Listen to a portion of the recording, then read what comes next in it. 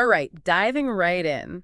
We're tackling something that I know a lot of our listeners struggle with, and I know I do too sometimes, building confidence when speaking English. Yeah, it can be tough. Yeah, it's kind of a mental game more than anything, right?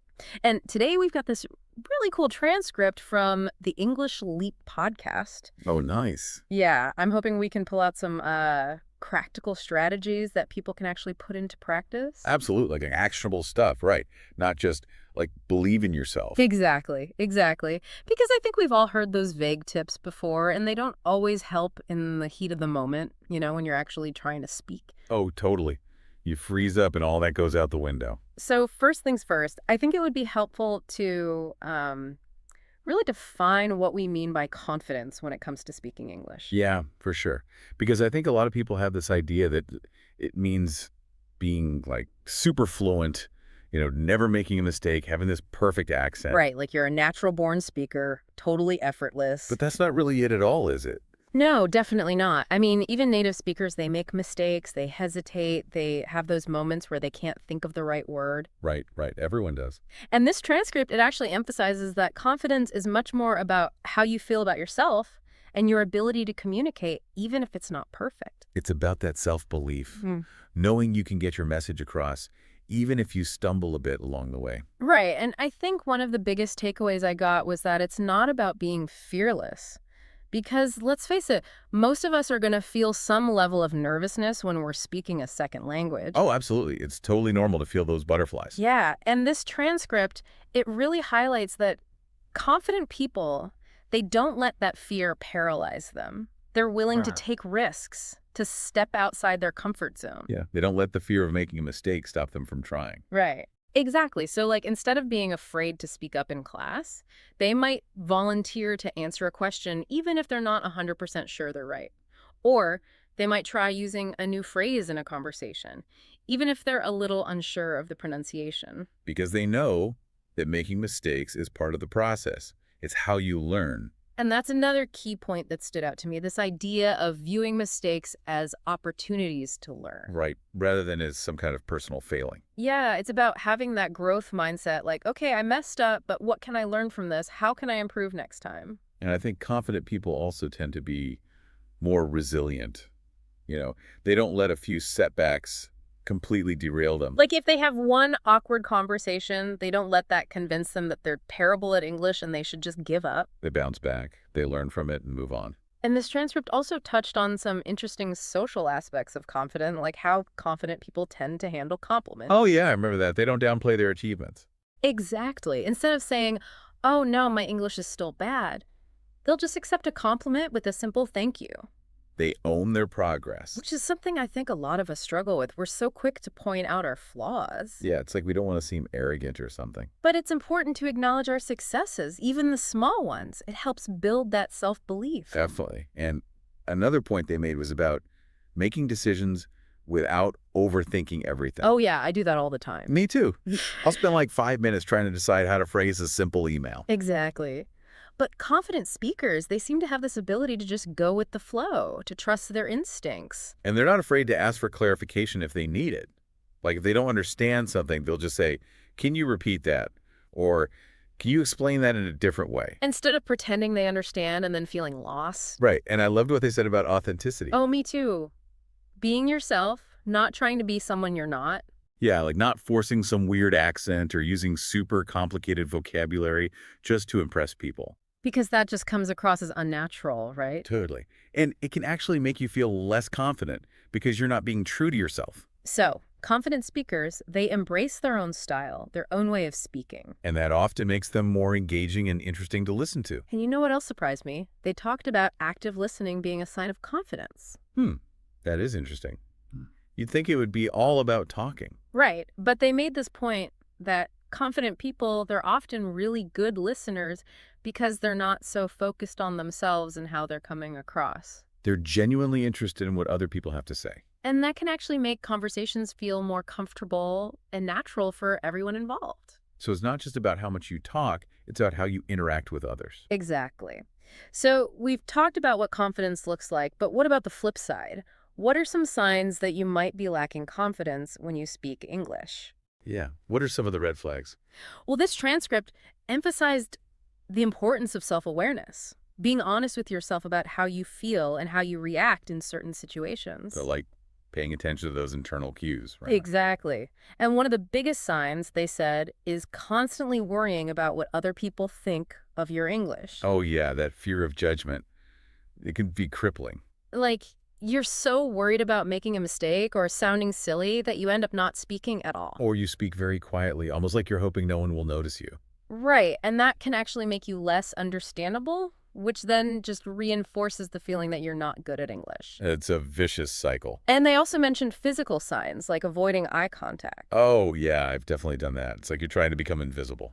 And then there's the classic overthinking everything. Oh, that's my specialty. Mine too. Replaying conversations in your head, analyzing every little mistake, wishing you had said things differently. It's exhausting. And it doesn't help at all, right? It just makes you feel worse. No, it just feeds that self-doubt. And then, of course, there's the hesitation, those long pauses while you're searching for the right word or trying to construct the perfect sentence. Which can make conversations feel really disjointed and awkward. But the good news is that confidence is not something you're either born with or you're not. It's a skill, and it can be developed. Right. You can learn to be more confident. And that's where the really practical part of this transcript comes in. They lay out some really actionable strategies that anyone can use. So tell me, what were some of your favorite tips? Well, one that really resonated with me was this idea that action often precedes confidence. That's interesting. So you don't wait to feel confident before you start taking action. Exactly. Because sometimes that feeling of confidence, it doesn't come until after you've actually started doing the thing that scares you. It's like you have to fake it till you make it, in a way. Kind of, yeah. It's about taking those small steps even if you don't feel ready. And building momentum. Yeah. Right. Each small success gives you a little boost. Exactly. So instead of waiting until you feel perfectly fluent to start speaking, try setting yourself small, achievable goals. Like what kind of goals? Like maybe you challenge yourself to say hello to a stranger in English, or you order your coffee without switching to your native language, or you leave a short voicemail message in English.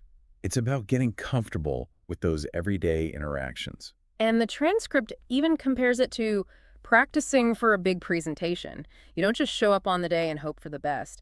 You practice beforehand, you get feedback, you gradually build up your confidence. And it's the same with learning new vocabulary. You start by trying to use those new words in casual conversations before you try using them in a more formal setting. It's about baby steps. And that ties into another important strategy they talked about, embracing progress over perfection. Oh yeah, that's a big one.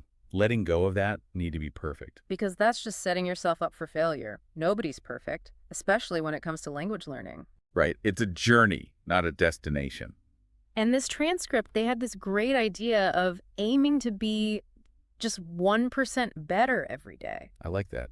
It makes it feel much more manageable. Right, you're not trying to become a fluent speaker overnight. You're just focusing on making small, consistent improvements. And celebrating those wins along the way. Definitely. Because every little bit of progress helps build your confidence. And speaking of building confidence, they talked a lot about the importance of your internal dialogue, like how you talk to yourself. Oh, self-talk. That can be so powerful. It really can, because if you're constantly telling yourself, my English is terrible, or I'm going to make a fool of myself, then you're just reinforcing those negative feelings. You're creating a self-fulfilling prophecy. Exactly. So the transcript recommends actively challenging those negative thoughts and replacing them with more positive and realistic affirmations. So like instead of thinking, I can't speak English well, you might say to yourself, I'm learning and I'm getting better every day. Right. Or instead of, I'm going to embarrass myself, you might say, I'm brave enough to try, and that's what matters. It's about shifting your perspective, focusing on the positive. And they also talked about controlled exposure as a way to build confidence. What does that mean? It means gradually exposing yourself to situations that make you nervous, but in a controlled way. So you're not just throwing yourself into the deep end. Oh, I see. So like starting with something small and then gradually increasing the challenge. Exactly.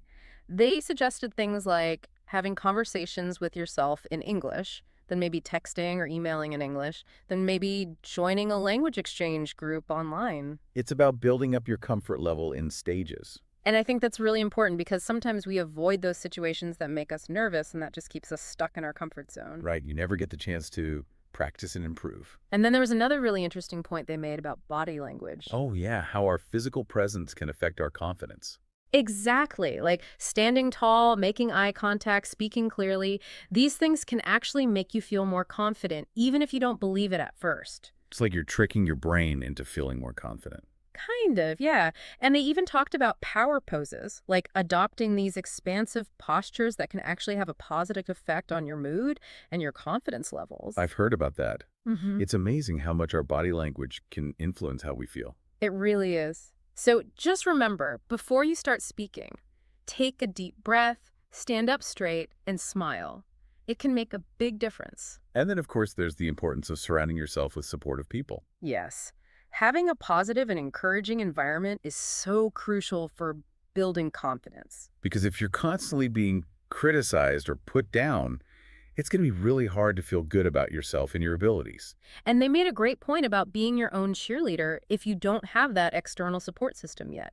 Like celebrating your own wins, being kind to yourself when you make mistakes. That's so important. We're often our own worst critics. And finally, they had this great advice about not taking mistakes too seriously. Oh, yes. Learning to laugh at yourself. Exactly. Because we all make mistakes, it's part of the learning process. And often, other people don't even notice them as much as we think they do. So instead of getting embarrassed and letting a mistake ruin your whole day, just try to brush it off and keep going. And remember, the more you practice, the fewer mistakes you'll make. So just to recap, what were some of the key takeaways from this deep dive?